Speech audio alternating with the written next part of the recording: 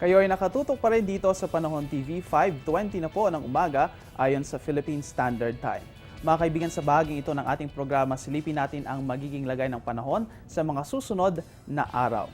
Unahin po natin ang Baguio City. Magkakaroon tayo ng fair weather conditions sa City of Pines. Asahan lang po natin ang partly cloudy to cloudy skies still with isolated cases ng rain showers at thunderstorms mula bukas hanggang sa araw ng Linggo. Ganon din ang inaasahang panahon dito sa Metro Manila. Magkakaroon po tayo ng bahagya hanggang sa maulap na himpapawid na mayroong tsansa ng pag-ulan lalo na sa hapon o sa gabi tulad ng ating naranasan noong mga nakarang araw.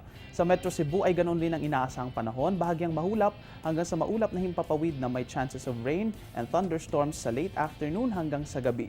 Habang sa Metro Davao naman, magkakaroon po tayo ng maulan na panahon bukas, at magkakaroon nga yan ng rain showers at thunderstorms lalo na sa hapon at sa gabi simula bukas hanggang sa araw ng Linggo. At ganoon rin ang sitwasyon sa Zamboanga City. Magkakaroon po tayo ng fair weather conditions dyan at magkakaroon tayo ng partly cloudy to cloudy skies still with isolated cases ng rain showers at thunderstorms sa late afternoon and in the evening. Ngayon po atin namang silipin kung ano ba ang magiging lagay ng panahon sa mga ilang piling lugar dito sa Pilipinas. Unahin po natin dyan ang Roxas, Cabanatuan, Catbalogan, Kalayaan Group of Islands, Dumaguete at Calapan. Maglalaro po ang temperatura dyan sa 24 hanggang sa 37 degrees Celsius at makakaasa rin naman po tayo na magkakaroon tayo ng fair weather conditions. Partly cloudy lamang po na may chance ng pag-ulan at pagkidlat pagkulog.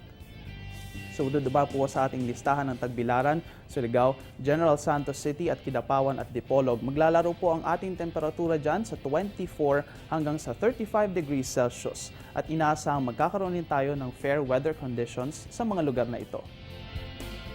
At para sa ating mga maglalakbay, narito ang weather forecast sa ilang mga tourist destinations dito sa bansa. Unahin po natin ang Vigan, Anilao, Puerto Galera, Taal at Banawe. Mayroon po diyang temperature na maglalaro sa 16 hanggang sa 35 degrees Celsius at inaasahan rin na magiging maganda ang ating panahon ngayong araw na ito.